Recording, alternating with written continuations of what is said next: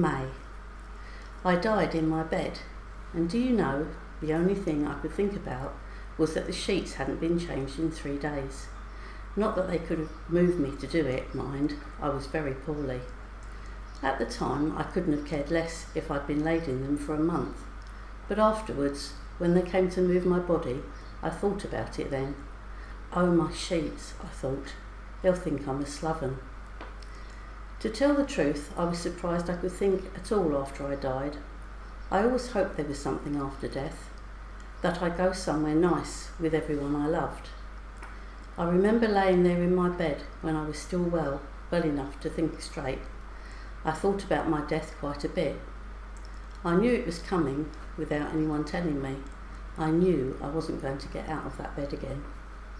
At first I was scared about it, and then I came round to thinking, if there's nothing after death, I shan't know about it anyway, so why worry?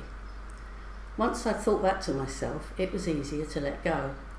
I didn't want to leave the girls, of course, not that I had much choice about it at the end, and my girls were very good to me. We had our moments as mothers and daughters do, but in all, we had a very good relationship. Their father was a useless object. He left when the girls were tiny, with a girl who worked in the local garage. When he told me that, I thought she'd be a hulking great navvy working at the garage. Turned out she manned the pumps and took the money. I remember thinking, he's only done this to get the petrol in his car seen to. He thought more of his car, a Triumph Herald, than he did of us. He'd be outside every Sunday lovingly washing and polishing it. Children weren't even allowed to breathe on it. It was his obsession. He wouldn't carry my shopping in it or anything heavy in case it spoiled the suspension. I came to hate that car, so I was somewhat satisfied when he had to load it up with his belongings when he left. I was dreadfully upset when he was leaving. He was very matter-of-fact about it, and kindly pointed out to me that if I still had the face and figure that befitted gracing his car and his company, he'd still be staying with me. 3 children and 10 years of worry had taken their toll, I admit. But that last remark, which is burned into my brain, made me really angry. It tipped the balance between being sorry for myself and being vengeful. Vengeful one. I waited until he'd gone upstairs to pack some more of his things, and then I heaved the biggest stones I could find in the garden into the boot of his car and draped his clothes over them. I nearly gave myself a hernia with a rock the size of a football. He was in such a hurry to leave that he didn't notice and just threw more of his things on top. When he went back for his shoes, I did a dreadful thing. I scraped my ring down the length of the car. I knew he would go berserk about that, but I felt better for it. That car represented everything that was wrong about our marriage.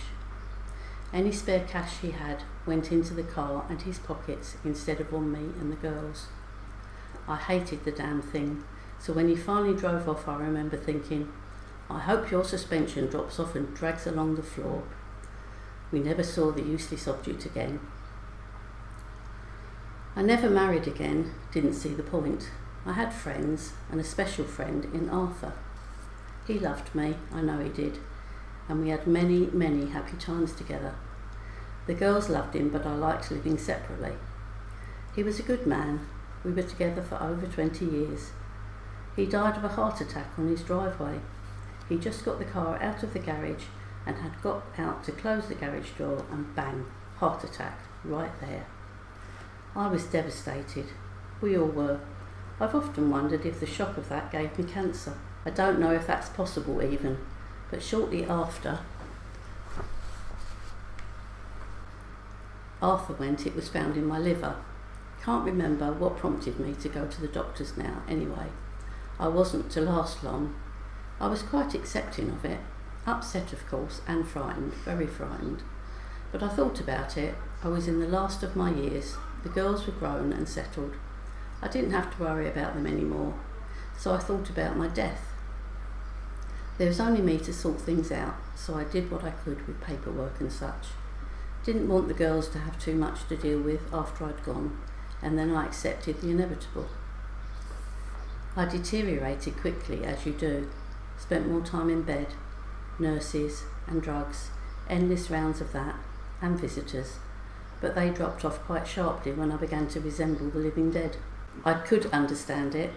They were scared and upset. I was scared and upset. I stopped looking in the mirror, that's for sure. I hated feeling weak and I hated seeing the girls cry. I couldn't say or do anything to take away their fear, their pain. This was going on for weeks. We had a few laughs in that time too, like when they had to rub cream into my bum to stop me getting sore, and when they told me their father had lost all his hair and gone bankrupt. It wasn't all doom and gloom.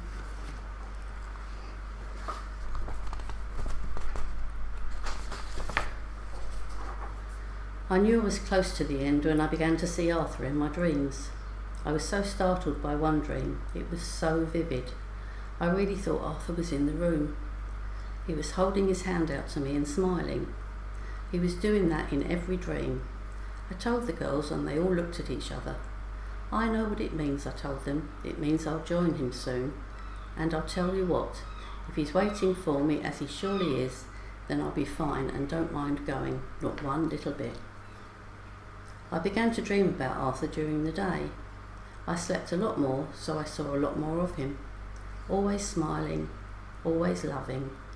Then one evening, I swear, honest to God, he was in my room. I could see him clear as anything right at the end of my bed. I even spoke to him. I said, "Arthur, are you real?" Because I wasn't sure. It could have been the drugs. "Of course I'm real, May," he said, stepping up closer to me. I can tell you now, I felt the love from him. I truly felt it in the room. I said, "Have you come for me?" He nodded and said, "In a little while, May, not long now." And do you know, I was not in the least bit scared, not in the least, relieved, but not at all scared. I felt peaceful, at ease, accepting.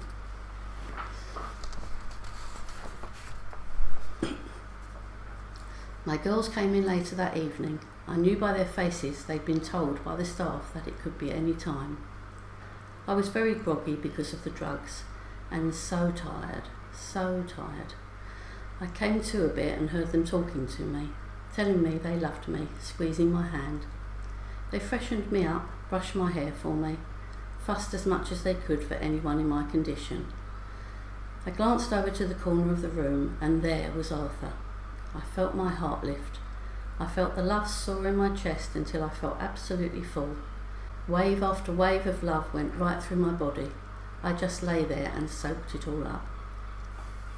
The girls followed my gaze and I pointed wearily to the corner, managed to say his name. His presence seemed to grow until it filled the room. The girls got goosebumps and I was loved right out of my body. Right out of my body. Amazing, absolutely amazing. So free. I was out of my worthless body and yet still in the room. I saw everything. I felt Arthur's hand in mine. He was telling me to come away now, but I wanted to see what would happen next. The girls were crying and I wanted to say, "Hey, I'm fine. I'm over here, don't cry. They couldn't hear me, of course, but my eldest, she'd always been interested in these things. We used to talk about it a lot when I still could. She shushed the others and said, "Listen, I think Mum's still in the room." The other two stopped crying and my eldest said, "If you're still here, Mum, we love you. We'll be all right. You go safely with Arthur. Let him look after you.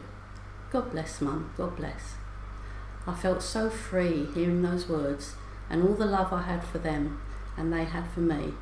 Well, it filled that room to the very brim. Arthur looked at me and said, "That's your permission to go, May. Your job here is done."